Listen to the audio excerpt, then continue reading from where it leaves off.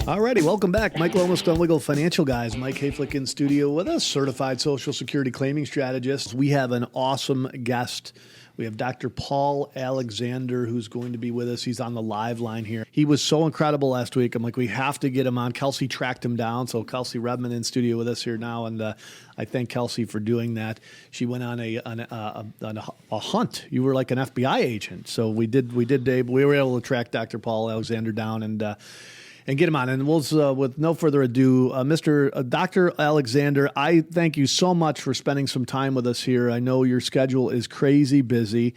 You have I'm going to just try to read some of this, but not all of this. Health research methodologist, evidence-based medicine clinical epidemiologist, former WHO, PAHO, and U.S. Health and Human Services evidence consultant. I mean, the list goes on and on. So way smarter than myself, way more degrees than me.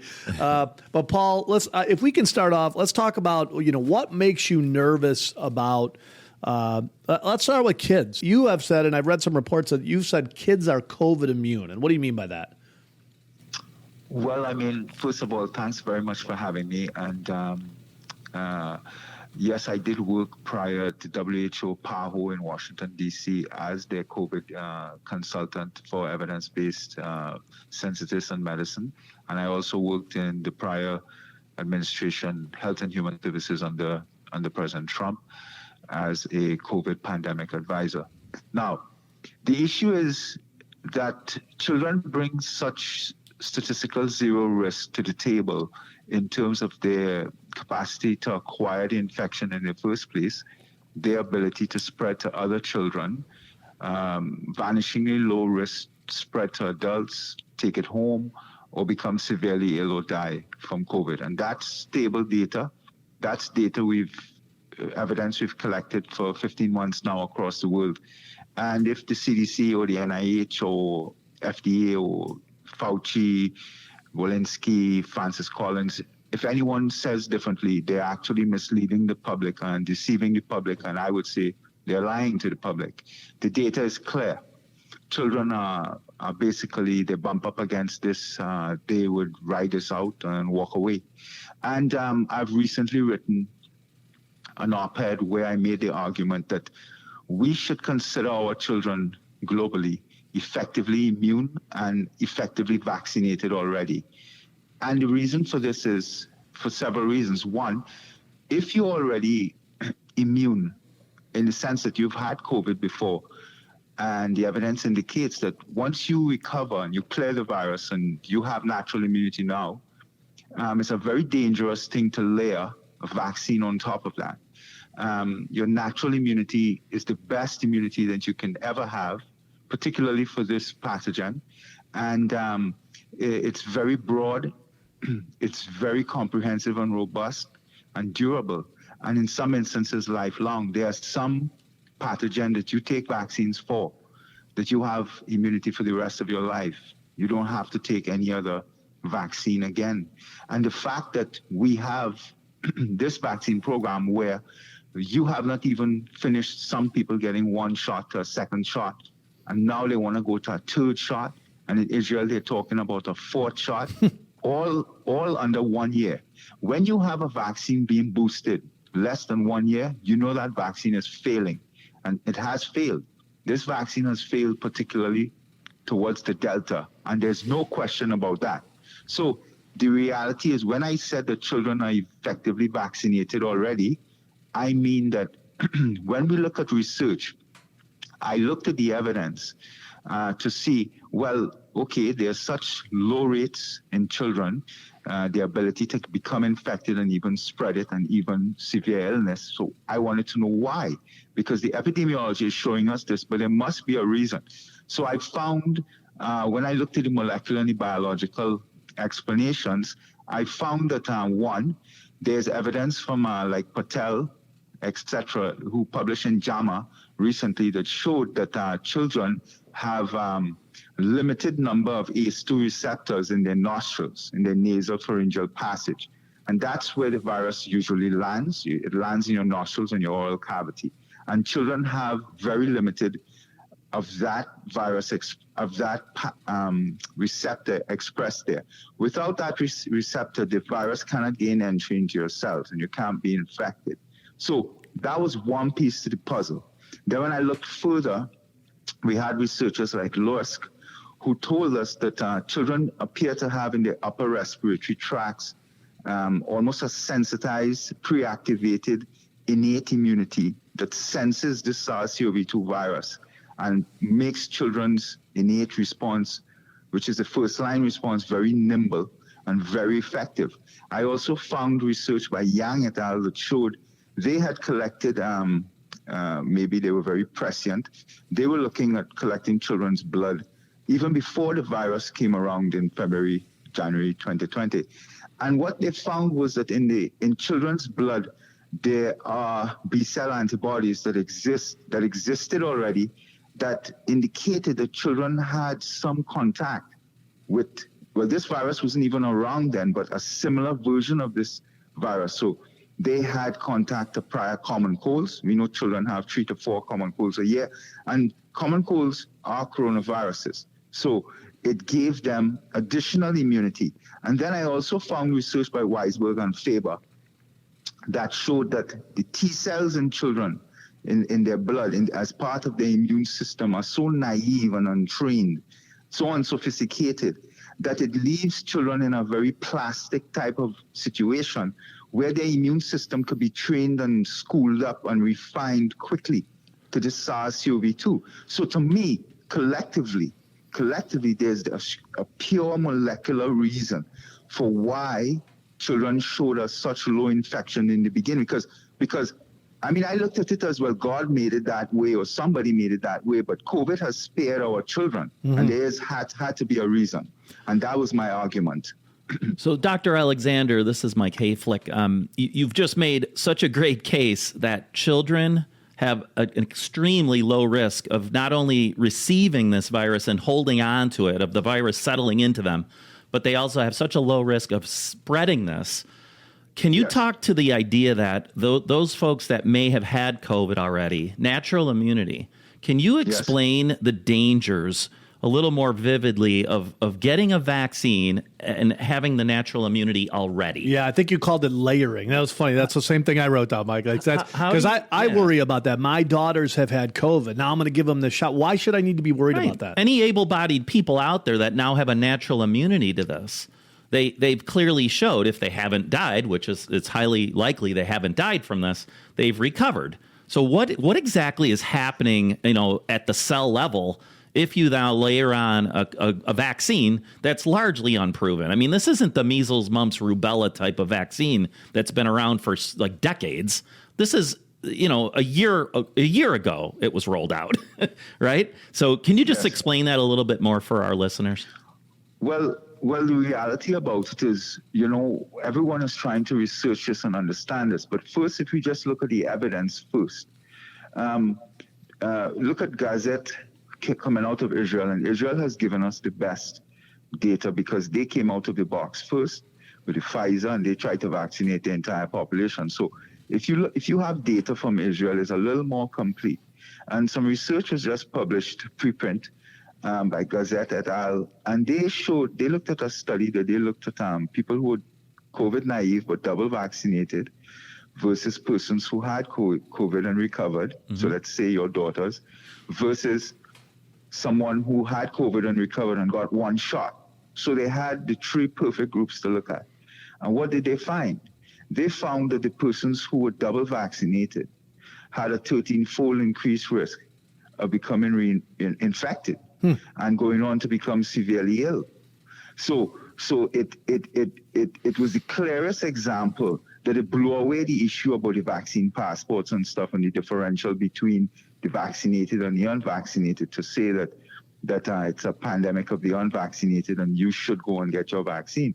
When we had this research, we also had a research study coming out recently, published in the Lancet, out of Ho Chi Minh City in Vietnam, that looked at some healthcare workers who were double vaccinated, all of them, and they were locked down in their health facility because of a Delta outbreak. And what was found was very startling. We found that those nurses passed the Delta on to each other completely. So we know that transmission is very high, almost certain, from vaccinated persons. They transmit this virus. But what we found that shocked everyone was that they carried in their oral cavities, nasopharyngeal passage, viral load is 251 times the viral load of an earlier strain, etc. So it told us that the vaccinated persons are not only acquiring the infection, they are holding the infection, they're replicating at a vicious level, and they are transmitting it so much so that it's not really a pandemic of the unvaccinated. This is really a pandemic of the vaccinated. So it's not the children that are passing it on, it's the vaccinated people that are passing it on. Mm-hmm. Yes, and we are arguing it tend to be the older persons who are vaccinated because they're the ones who have had a higher vaccination rate. But your question specifically in terms of someone who is already vaccinated and who's already recovered and you take a vaccination. Well, what the science is showing us is that at a cellular level, when you make antibodies, the antibodies to the vaccine are very narrow. It's a very immature and narrow basic immune library that's produced because your immune system is just producing antibodies to the spike and the few binding sites on the spike. We call those epitopes, but anyway, versus if your daughters who are naturally immune because they recovered from COVID, there are approximately about 1,500 binding sites on the complete virus, the complete viral ball with the spike. So it's the outer coating of the virus that we're interested in. And your immune system will look at the entire viral ball and also the interior of the virus, the nucleocapsid, the enzymes, etc., and build immune responses to each aspect, each bump, each crack, each crevice, each protein on that virus. So, of course, those who have said that vaccine immunity is more important, like the CDC, etc., and even the Surgeon General, it was a complete rewriting of Immunology 101, and it actually was meant to deceive the nation because there's no vaccine, in particular these suboptimal vaccines, because they are failing. These cannot supplant natural immunity, which is broad and complete. Look, we have evidence of people from 1918 who had the Spanish flu. And in about 2010, researchers looked at their blood. And they found that the immune response that they had in their blood near 100 years after was still reactive. There. That's nuts. Can you go on, just to tie that up, though, the idea of layering on a vaccine on top of your natural immune antibodies. Can you just wrap that point up? Yes, thanks for having me back. And so as an academic scientist, I want to clarify this point because it's very important. And I want to get to some discussion on early treatment because my argument from out of the box, even in the past administration, was that the vaccines were never needed. We did not need to bring these vaccines. We could have dealt with this and closed this emergency out way past in the past. And to me, this has become near kind of a disaster. But anyway, the reality is this, that the natural immunity is so robust and so complete that it's very difficult with natural immunity. It's almost one and done. Put it this way, if your daughter has had COVID, exposed to prior strains, variants, etc., their immunity is so complete that any further variants that come their way, their immune system will be able to deal with it effectively. And with the vaccine immunity is very specific to the spike and the receptor binding domains on the spike. And that's a hot spot in the virus itself. And that's where the mutations take place. So if you take vaccine, you are building an immune library only for that spike. That's what the vaccine is asking your cells to do. You know, the lipid nanoparticles, the messenger RNA, and all that drama. It's to just that spike. Now, if the entire virus is coming at you again in the wild, and the spike has mutated as the Delta has, then your immune response cannot deal with it. The vaccine is missing. Right now, the vaccine misses the Delta completely. You're seeing that in the Israeli data. You're seeing that in the UK data, and even in the United States. So the reality about it is, what we found is that the antibodies from the vaccine, they outcompete the response, your natural immune response, because the natural immunity is so broad and specific. They are not specific only to the spike. And this out-competition, if you have natural immunity in the same environment as vaccine immunity, what we are finding, and the preliminary evidence, is that the vaccine antibodies outcompete the natural immunity response to the new variant, and that's a problem. And that's what we're saying. Why would you, if you have an effective already, near 100% complete immune response, because you were naturally exposed and you recovered and you cleared, you're immune, you're effectively immune for life now from this particular virus. Why would you then go and take a vaccine that would outcompete your existing already rich, powerful immunity and cause you problems? And there are a host of other issues. We have the issues of antibody-dependent enhancement when you take the vaccine. And remember, all of these messenger RNA vaccines were tried in 2010, 2011, 2012, as they were trying to bring these forward post-SARS 2003, SARS-1. And all of the experiments that they did in the animals, the mice and the ferrets, etc., when they introduced these vaccines, these same vaccines, to the animals produced a nice antibody response, and the titer levels were high and everybody was happy. But when they released the animals into the wild, into the normal environment, the animals got a lot of lung inflammation and liver toxicity, and the animals died. And because of that, these studies didn't go forward to humans, because we realized that we had a serious problem trying to normalize these vaccines, these mRNA vaccines, in human beings. But we've done it now. And the problem is that these vaccine developers have not done the proper safety trial, the proper safety portion of the trial, because a vaccine takes about 7 to 10 to 12 to even 15 years to come to market and to bring to your arms. And now we did this in 3 to 4 months. And how could you circumvent 15 years and put it into 3 months and tell me that you have assessed the risks of safety? You have not. And anytime you hear the CDC and the NIH people, Francis Collins or Rochelle Walensky, CDC, or Fauci, state that these vaccines are safe and effective, they're actually violating a core rule. It's a legal violation of a rule in the FDA, that once a vaccine is under investigational status or experimental, which these are, you cannot, as a public health official, you must not, and you are forbidden from stating exactly that it is safe and effective, because it is still investigational, which this is. So they know when they say this in the media, they are deceiving the media, and they are actually in violation of the FDA's actual codes. This is a fact. Wow. And so the reality about it, sir, is that if someone has, look, here's the key.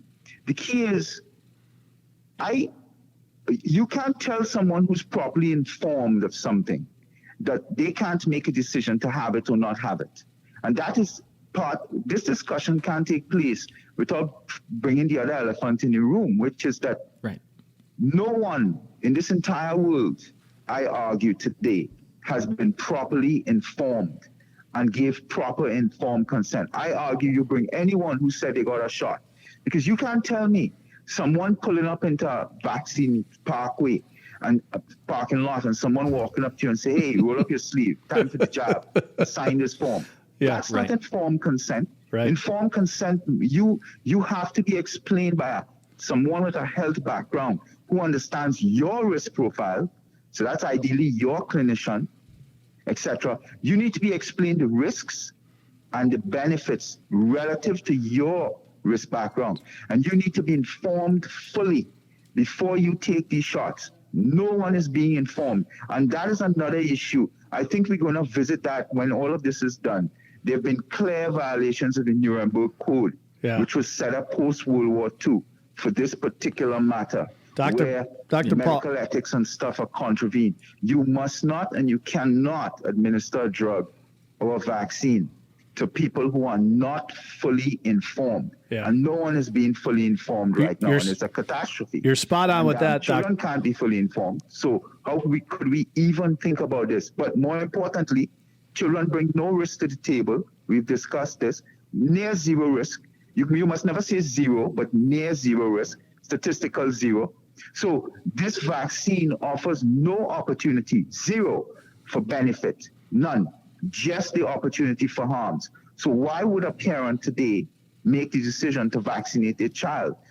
Dr. Fauci, Dr. Walensky, Dr. Francis Collins, no one has made the argument or prosecuted the case yet as to why my child must get a vaccine that offers them no benefit and they're at such low risk for being infected and for even becoming severely ill from this. So to me, it's a non-starter. And more importantly, sir, the issue of liability is key. That's the other elephant in this room. Look, as I tried to explain earlier, I'm functioning here as an academic scientist. And the truth of the matter is that I have been arguing constantly that I think President Trump was misled greatly.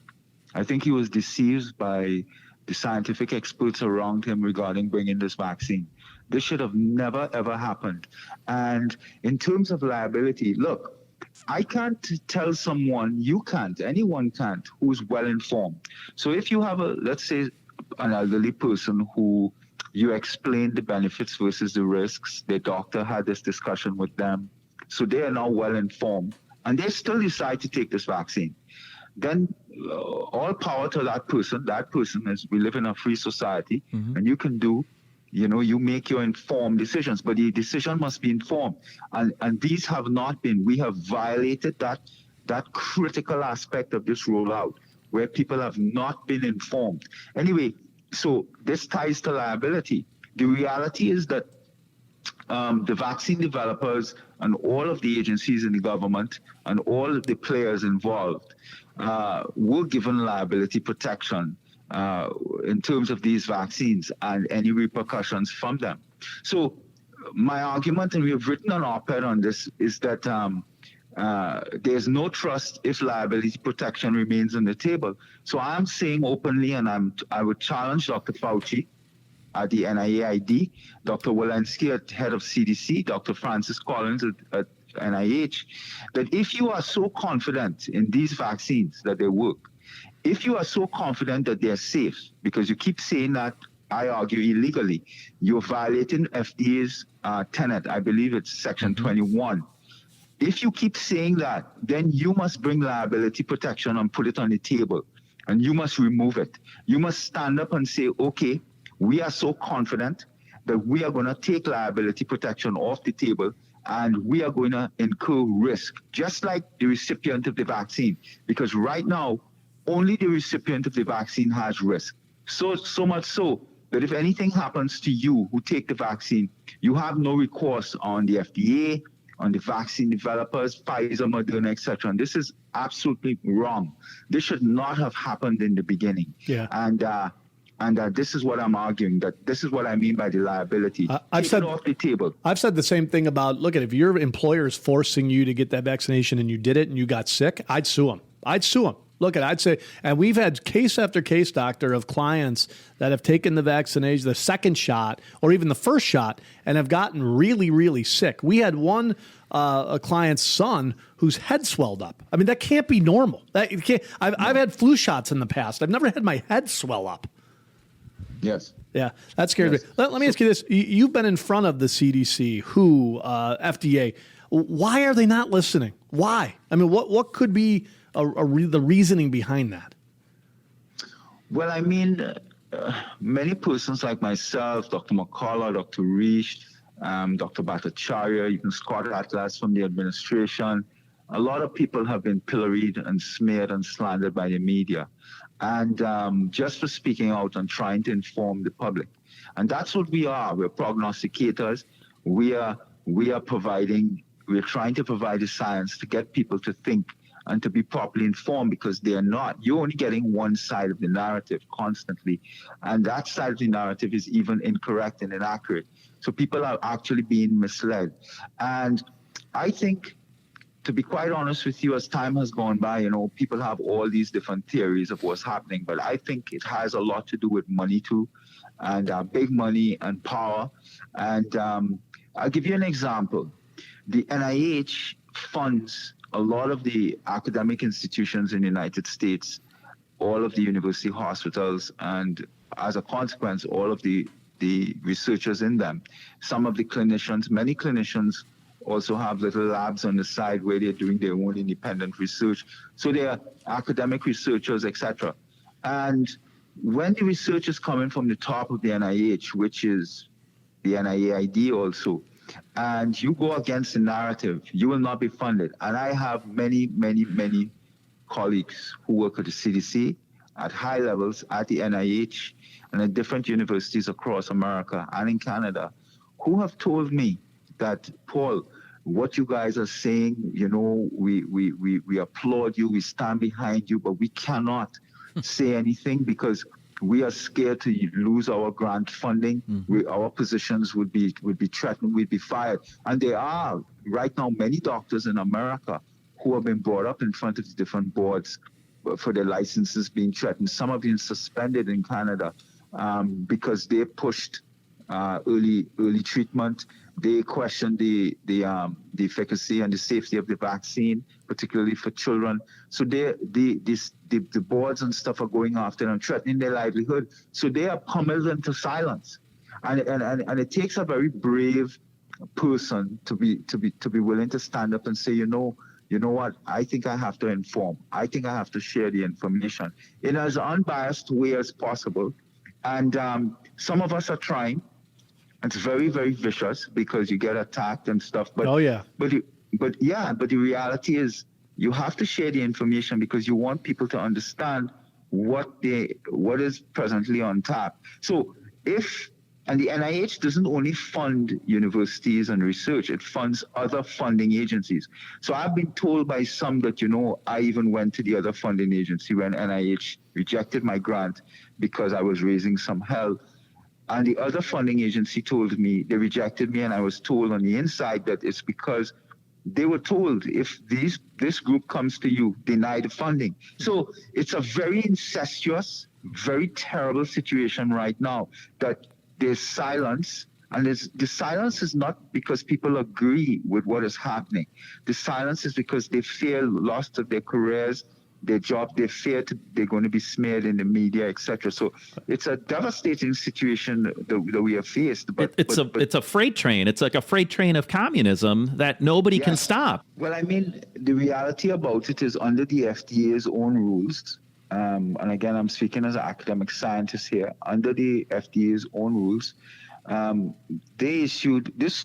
To me, when I look back now, all of this was really about getting vaccines into people's arms. From the lockdowns to the masks to the school closures, it was just about fear and driving people to the point where, okay, give me the vaccine, I'll take it, just so I could get my life back to normal. And your life will not go back to normal. But the reality is you see, FDA could not give a full regulatory approval of these injections because the requisite data that they needed for effectiveness, for efficacy, and safety was not on deck. They didn't have that. They needed more. I believe they need at least 2 years of regulatory data, and they never had that. So they could only issue an emergency use authorization. And under the rules, emergency use authorization demands two things. One, this must be an emergency, decided so that this is such an emergency that we need this. And two, there are no other available alternatives that could deal with this. But both of these were, to me, grossly misleading from the beginning. From the beginning, it was very deceitful and disingenuous. Well, they've been even lying about the deaths. I mean, I've just told people, look at excess deaths. If 700,000 people died of COVID, we would have 700,000 excess deaths, right? But we don't. We don't have any excess deaths. So there's a lie right there. And we've seen it. I've seen it with the death certificates, that clients that have passed away that had cancer. And I look at the death certificate, it says COVID. Like, they didn't die of COVID. They died of cancer. It was through their whole body. Yes. Well, yeah, and it's part of the 6 main lies that doomed us from the beginning. Basically, there were about 5 or 6. And this was one of them, that this was an emergency. This was not the type of emergency to have done what we did in terms of the lockdowns and the upheaval of society. But more importantly, they were available early treatments. They were actual bona fide drugs on tap that existed, that were cost effective, that they were available, that they were safe, and they were showing that they dramatically reduced the risk of hospitalization and death by about 80 to 85% once you introduce them in the initial 2-week window. Just as symptoms develop in a high-risk person, they work very effectively. So for them to have gotten the approval for the vaccine, the powers that be had to denigrate and make existing treatments non-existent, even though they existed. So they had to berate them and make them questionable and make it such that the FDA had in front of them an argument that these weren't effective when they were. And because of that, the FDA made a decision to issue, they had grounds then to issue the EAU, but the EAU on its face should not have been administered because we had effective treatments, and that's the argument. Look, there were many lies that doomed us and hobbled us and have us in the situation that we're in. One of them was right out of the gate that we were all at equal risk of severe outcome if infected. And that was told to us in March by the U.S. task force, and that pretty much drove the world along that route. We were not at equal risk because a 15-year-old who's at the prime of their life can't be at the same risk as an 85-year-old with 2 underlying conditions. But that lie was drilled into the head of the public to have us still today giddy and confused. That lie, combined with the lie about asymptomatic spread and about recurrent infections, those things are very rare, if at all. And I cannot find one example of one case where a recurrent infection bona fide happened.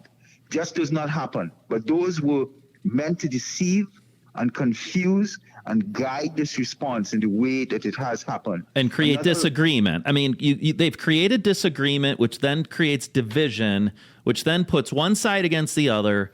So now it's the vaccinated versus the non-vaccinated. Or in our country, it's the liberals who used to say, my body, my choice, saying, no, your body, our choice. We want to stay in power. You'll do what we want. And by the way, you might not get to go to football games, hockey games. You might not be able to go to school anymore. Yeah. I mean, that's essentially what's they've done. What's the next one, Doctor? Oh, you don't have 3 shots. You don't have 4 shots. Well, it never ends. You don't have 12 shots. If it starts like this, it just, there's never really an end to it. Then. Yeah. Well, it is set up that way right now because Israel now is pushing for the 4th shot. And if you look at what's happening, they probably want to get boosters going every 6 months. Because look, the reality is these vaccines have failed. And the Delta has demonstrated that. And we have the studies and the data to show that the antibody response to the vaccines wane after 4 to 6 months.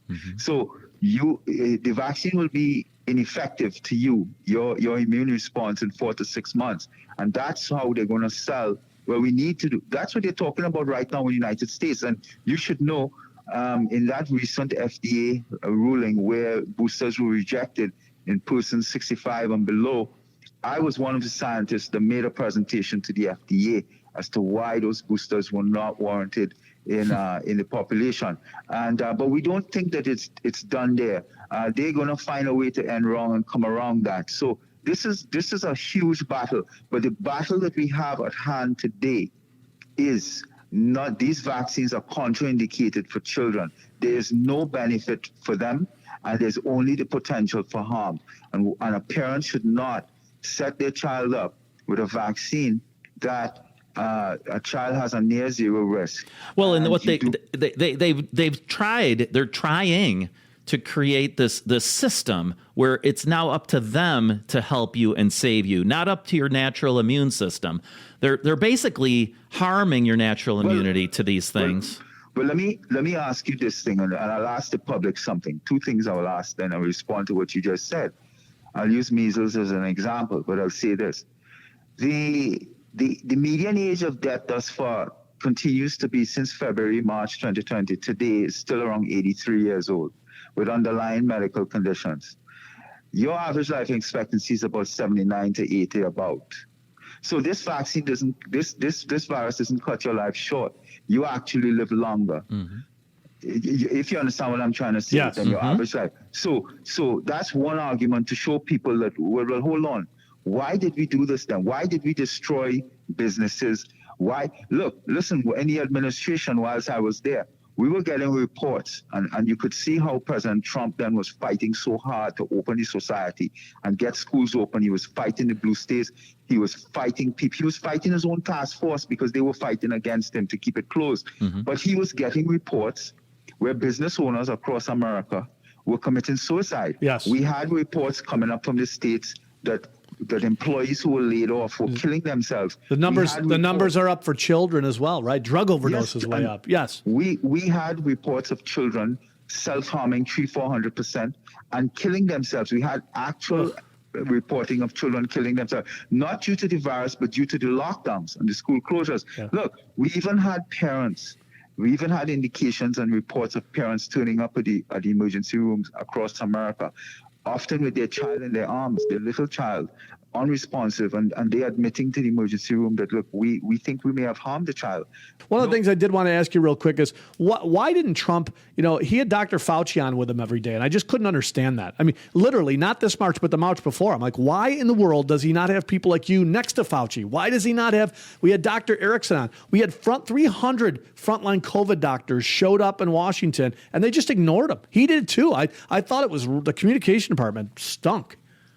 Well, the reality about it is that I think when you look back at it now, you view everything in the lens of politics, and there was a lot of politics at play in that. President Trump, I think, did a lot of great things, and I think he was greatly deceived by members on that task force. Not all, but members on that task force worked against him, and I think he was not a scientist, and he trusted, because he's a good guy. And he trusted, and they deceived him. They deceived him in many different ways. And I thought he should have fired Dr. Fauci day one. Mm-hmm. That's my view. I'll say it here. And by the way, looking backwards, I can tell you that I said that after the first week he opened his mouth. Literally. This is not this March, the March before. I'm like, well, this guy's got to go.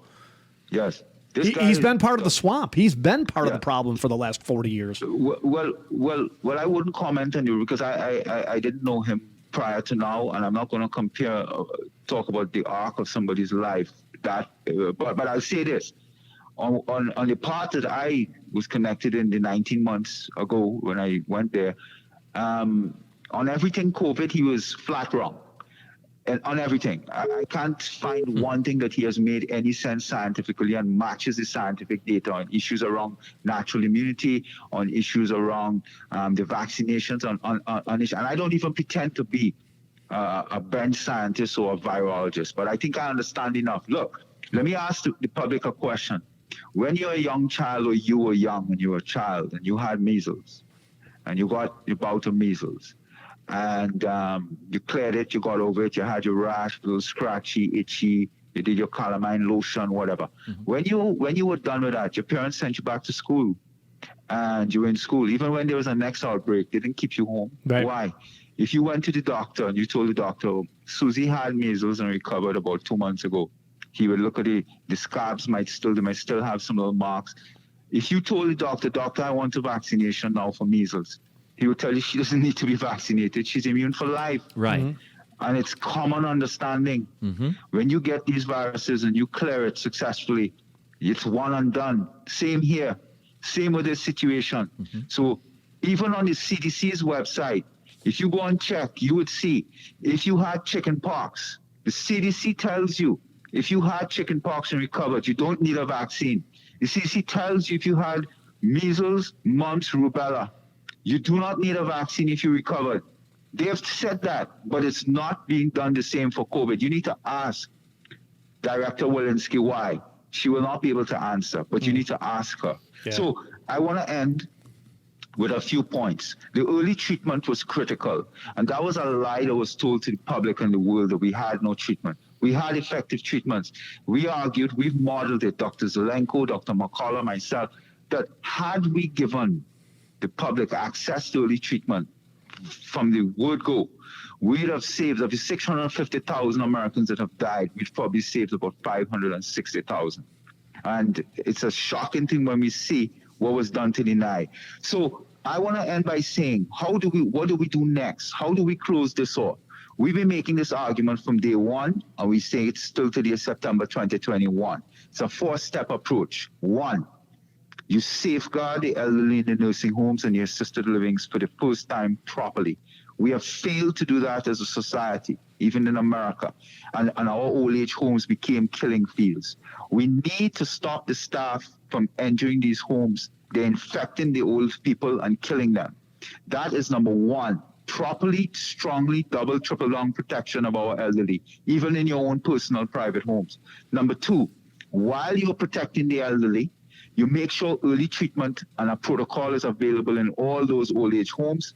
So if they become infected, you could begin treatment immediately. Once someone touches the emergency room door, their risk of death increases 40%. You don't want an elderly person or high-risk person entering the hospital because of COVID. There's a strong likelihood they will die. They will be ventilated and die. Number 3, whilst doing that, this is third part of this program, you public service to the public, the necessity for vitamin D supplementation. Your T-cell immunity does not work if you are deficient in vitamin D. We have the science to back this up. Part of that is you public service to the public. Get your health in order. Engage in a more healthier lifestyle and drop 15 to 20 pounds. Absolutely critical. Obesity has emerged as a super loaded risk factor behind age. In fact, obesity will give way, COVID gives way to age for obesity. If you show me a 20-year-old person who's 400 pounds and they get infected with COVID, they will likely die. Obesity is a potent risk factor, and we found scientifically that the adipose tissue, the fat cells, accumulates and expresses the ACE2 receptor higher than other cells in the body. So that was the medical biological reason. And the fourth part of this approach is this. You allow the rest of society to become free. You throw away these inept, nonsensical, ineffective masks, especially for children, and you let people live free, unfettered lives. Let them go about their lives as normal. No lockdowns. Lockdowns all failed. We looked at the science. No school closures. They all failed. No university closures. Nothing. You allow the society to function. You lock down Granny. You make sure she has early treatment. You public service vitamin D and body weight control.